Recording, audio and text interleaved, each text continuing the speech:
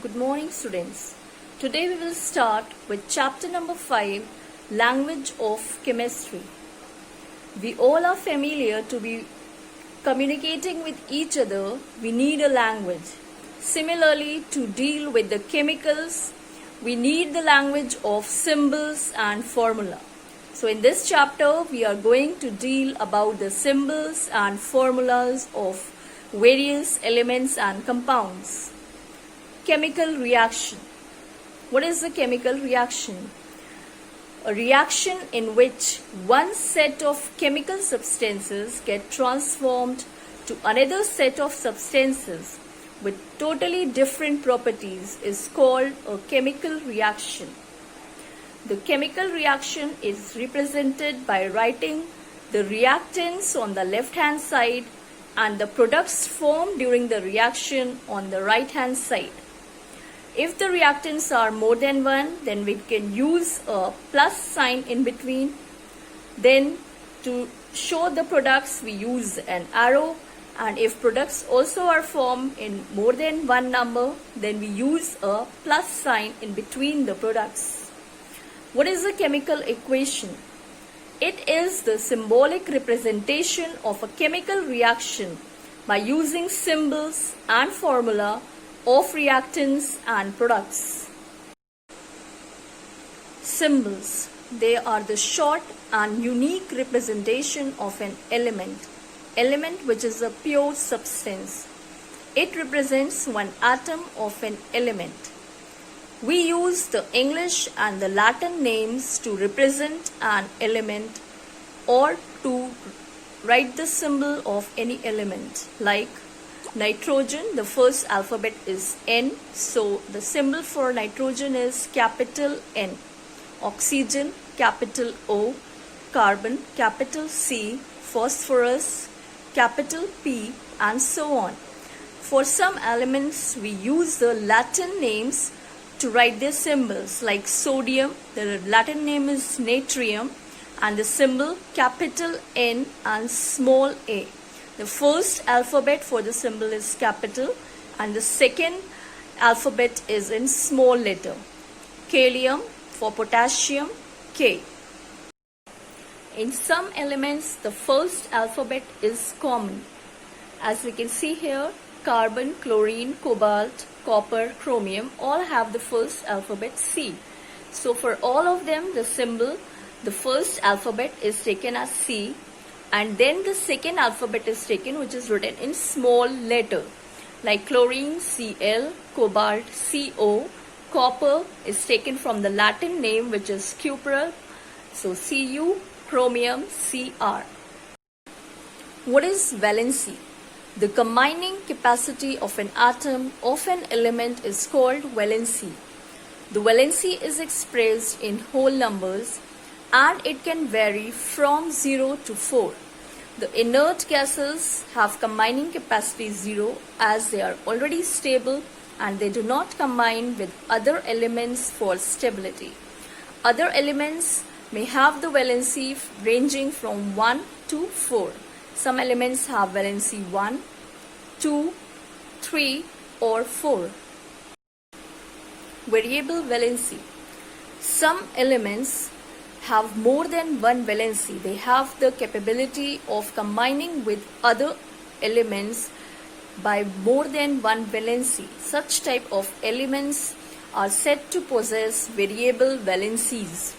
Mostly the transition elements of the periodic table show this property. Here we take example of iron. Iron is, the Latin name for iron is ferrum. So it has two valencies, plus 2 and plus 3. So while we name such type of compounds, for the lower valency the suffix OUS is added with the name, and for higher valency the suffix IC is added with the name. So iron chloride FeCl2 will be written as ferrous chloride. FeCl3, where iron has higher valency, ferric chloride. Similarly, copper has two valencies, plus 1 and plus 2. So the lower valency cuprous and the higher valency cupric. What are radicals? An element or a group of elements with the positive or the negative charges is called a radical. The radicals may be classified as basic radical or acidic radical. The radicals or the group of atoms with the positive charge are called the basic radicals, like sodium ions, ammonium ions, etc. And the group of elements or a single element with a negative charge is called an acidic radical, like chloride ion, carbonate ion, etc. Radicals can also be classified as simple radical or compound radical. If a single element is with a positive or negative charge, then it is called a simple radical, like sodium ion, magnesium ion, chloride ion, etc. And if a group of atoms is with the positive or negative charge, then it is called a compound radical, like ammonium ion, sulfate ion, etc. Molecular formula of compounds. The symbolic representation of a molecule of a compound is called the molecular formula of compound. How can we write a molecular formula? If we know the symbols of the elements and the valency of the element, we can easily write the molecular formula. Like here, hydrogen, the symbol is H. Oxygen, the symbol is O. Hydrogen's valency is 1. Oxygen's valency is 2. We cross multiply the valencies. So we get the formula for water H2O. The positive elements or the positive radicals are written first in a formula, and the elements with the negative valencies are written on the right hand side. So this way we can write the formula of any compound. The formula, the symbol for magnesium is Mg and its valency is +2. The symbol for oxygen is O and the valency -2.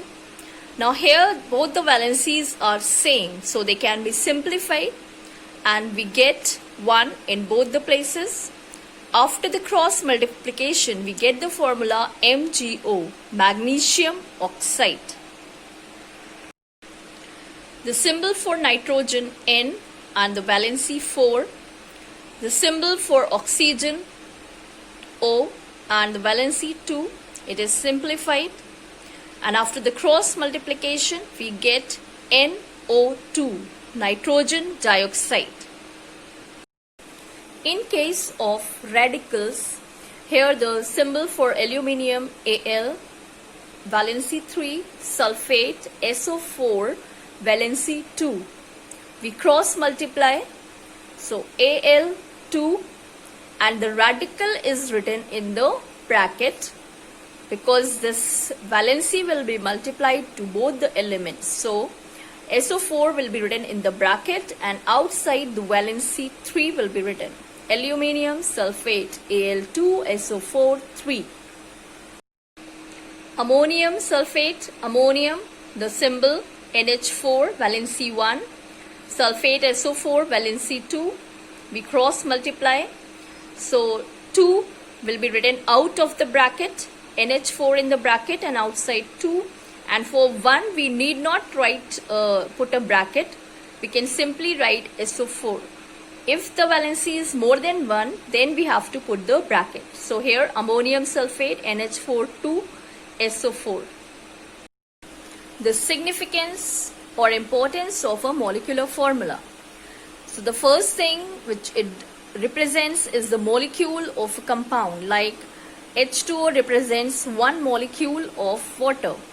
It gives the names of constituent elements present in the compound, like here hydrogen and oxygen are present in the molecule of water. It gives the number of atoms or the ratio of atoms of different elements present in a compound. So here the ratio between hydrogen and oxygen is 2:1. Thank you.